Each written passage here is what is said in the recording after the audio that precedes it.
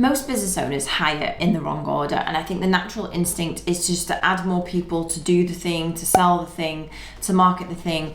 And it's not necessarily a bad instinct, but for me, it's just not the first move. And before you keep adding more to your business, I think the smartest thing a business owner can do is to remove themselves as the bottleneck. So in the next 15 minutes, I'm going to give you 3 things to decide exactly who you should hire first. The third thing, I think, is something that almost no one ever talks about. And by the end of the 15 minutes, you'll know who to hire and exactly what to hand off first.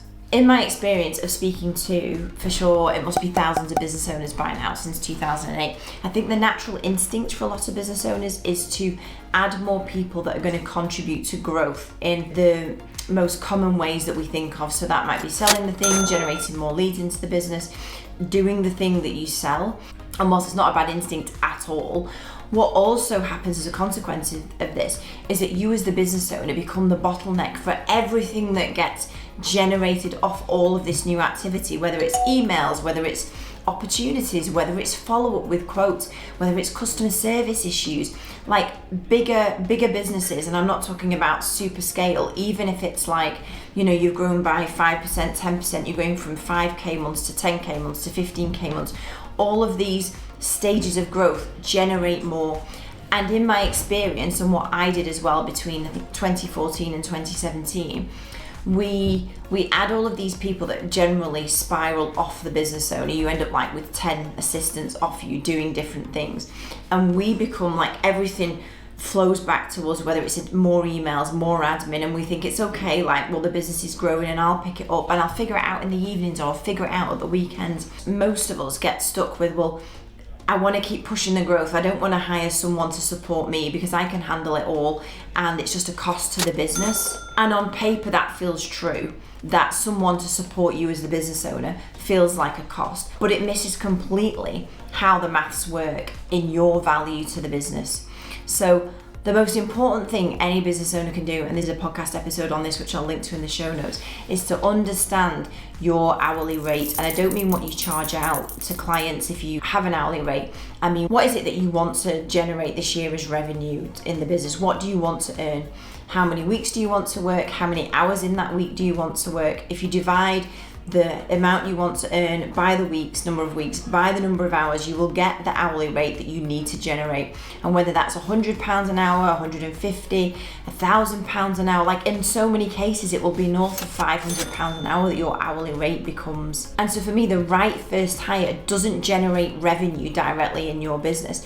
It generates time back for you in which you go and generate revenue and 10x that return you've got on buying back your time. And this hourly rate will be multiplied on your highest value activities. So like this now, recording is a very high value activity for me because I record something once and multiple people will see it, will buy from it, will generate leads from it. Like this is a very high value activity. But if I was to spend this hour instead clearing down my email inbox, scheduling something in my calendar, what I'm effectively paying to do my emails is my hourly rate. So if I want to earn £100,000 this year, I want to work 40 weeks of the year. I'm going to take 12 weeks holiday. I want to work 20 hours a week in those weeks that I'm working. My hourly rate is like £125 an hour. So for every hour that I'm doing my emails, I am charging myself, I am costing myself, I'm costing the business £125 for every hour I spend on the things that somebody else could support you with. So the natural first instinct of support for you being a cost, it's actually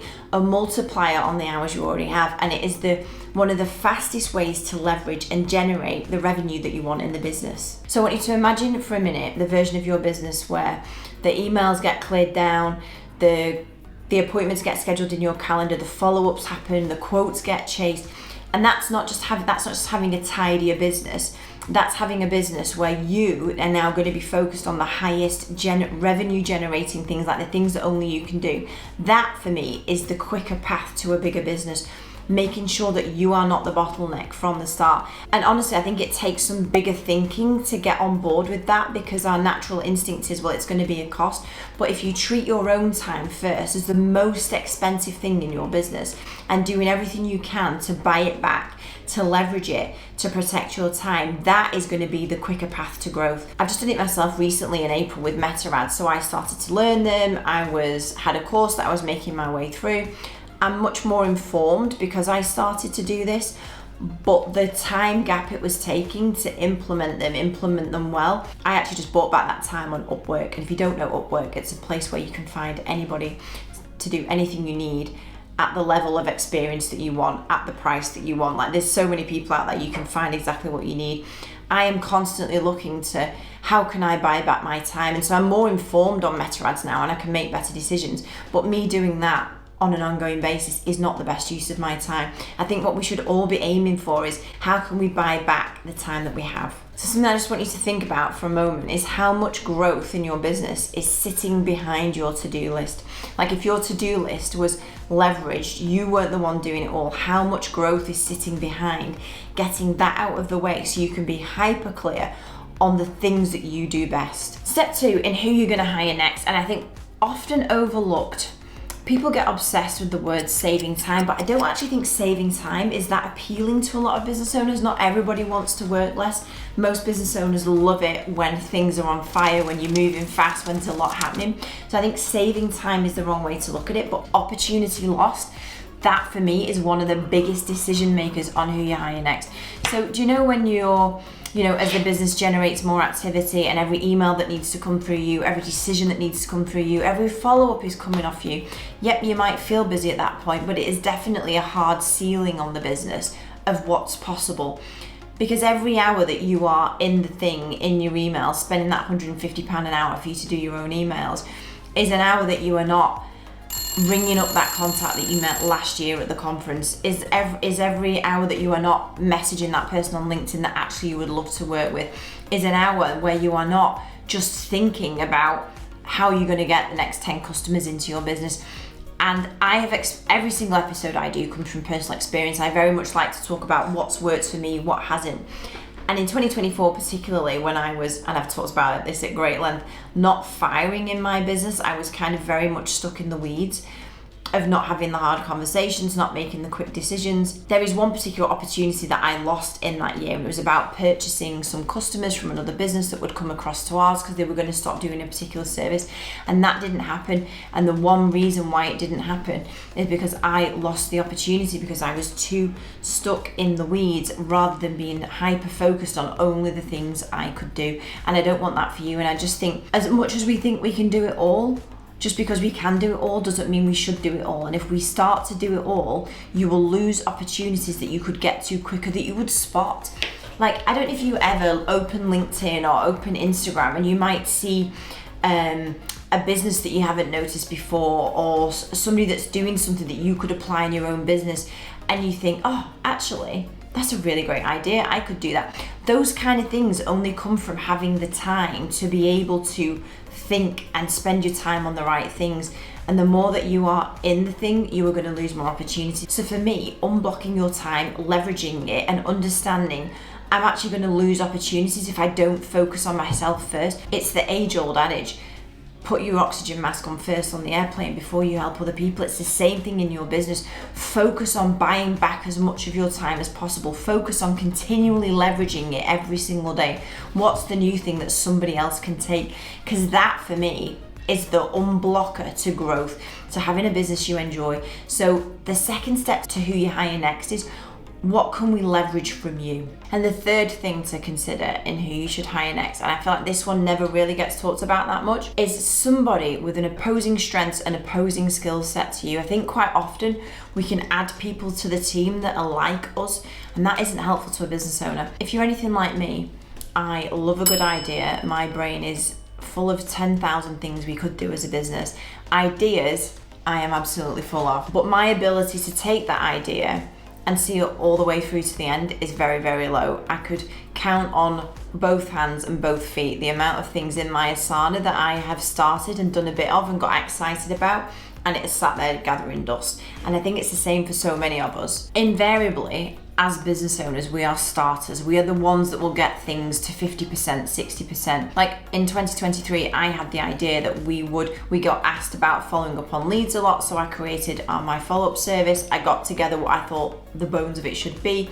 I sent some emails, I did a wait list, we got it to 10K a month. But the ability to continue that department, grow it, like, that isn't me, that isn't my thing, so I quickly handed it off to somebody else. And it's nothing to do with laziness, it's a lot to do with shiny object syndrome, and we love new things, but just fundamentally business owners are very rarely starters and finishers. And I think understanding who you are and what you need, and having somebody with opposing skill sets and strengths to that, is what every business owner needs. And yes, so for me, I need someone that can complete stuff. I need someone that is going to take absolute delight in the finer detail of making sure that this project happens, because I'm very good at the big picture, and I can do the small picture, but I don't want to do it. I don't enjoy it, and that's when my energy drops off a cliff. So for me, it's a very important person in my life, my EA, my assistant, who can take my ideas, my things that I want to make happen, and actually make them happen. So your next hire, the one who's going to unbottleneck you, the one who's going to leverage your time, it shouldn't be more of you, it should be the opposite of you. And I think that ultimately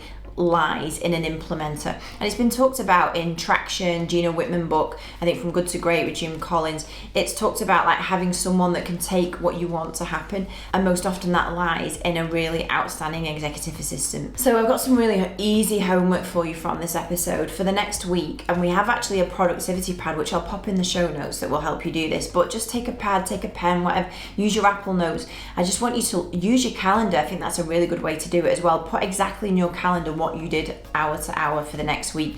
Track what you do for the next week. Track it wherever is easiest for you, and then highlight or move into a column or put into a group all of the things that don't need to be done by you. So the things that do need to be done by you are things like me recording a podcast. I can't hand that off to somebody else. Maybe it's an important client call. Group together the things that you truly know, like be honest with yourself, that is the best use of my time. Everything else, like these become the task, the job description for your next hire. The projects that you haven't finished, take a look wherever your to-do list is, the project software that you're using. What are all the things that are overdue, have been sat there for ages? What are all of those things? They become the list of things to hand off to your next hire. And I think when you properly do this, yes, it takes a little bit of time, but the payoff is so much bigger when you get this list of what you've actually done, because I think you get proper clarity. I've had so many people that I've spoken to, and they've said, God, yeah, well, I actually did the exercise and I realized that I've just spent 10 hours last week in my inbox. Like, that is an inordinate amount of time that you can buy back to grow your business, to do the things that only you can do. And you don't have to hand off everything at once. Like, start with the things you dread the most or hate the most, things you really don't want to do. But that next hire, that unblocking of your time, that leveraging, that getting those opposing strengths, getting an executive assistant.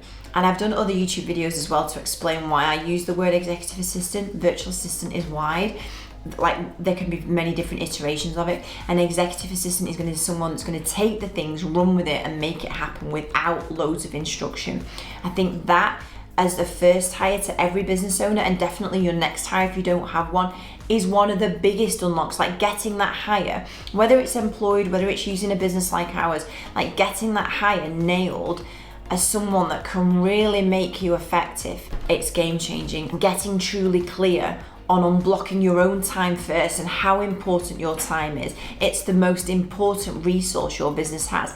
Is the win in your next hire. So if there's one thing that I want you to take from this, your first hire isn't about just someone that's going to add revenue. It's about someone that will free up the time of the person who can add the most revenue, and that is you. You are the asset in the business, your ideas, your focus, your time, not your ability to clear an inbox, not your ability to hold it all and do the stuff in the evening and catch up at the weekends. Protecting you as the asset is the most important first move. And if you want to know exactly what to hand off first and you're still not convinced by this episode to go and track your time over the next week, I'm going to put a link to our Buy Back Your Time assessment in the show notes. It takes literally 2 minutes to fill in some questions. It's going to give you a personalized report on what you can hand off, and it'll show you the jobs that should never have been yours in the first place and are the biggest step to unlocking your time and growing the business that you want.